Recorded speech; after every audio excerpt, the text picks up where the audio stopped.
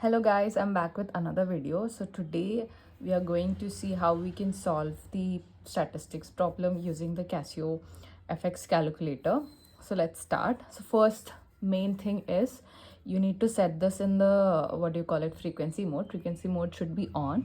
So for that you have to click on shift menu setup. Just click on this button and you can see statistics, that is 3. Press on 3. It'll ask frequency on or off, so you want it on. Press on 1. Done. Now we need to input these values. For that, go to menu setup.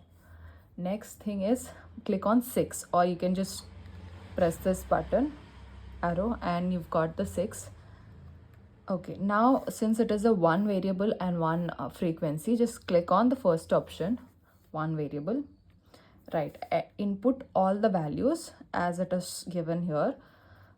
1 equals to 2 equals to 3, 4, 5, 6.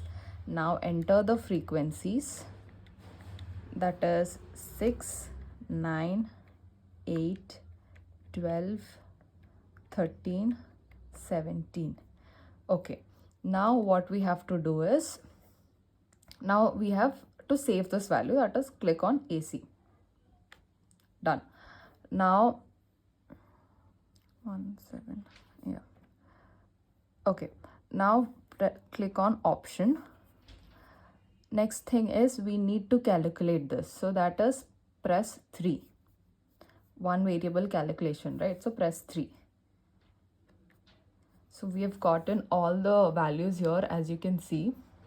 So x bar is our mean, sum of x is sum of sum of all the x's, sum of square of x's. We have standard deviation here, we have variance, standard deviation, and then you can find median here and minimum of x, maximum of x. So whatever values you needed, most of them you can find it here. All you have to do is set it in the frequency mode, then click on option 6, then enter the values, then go to option again and click on variable calculation, that is option 3.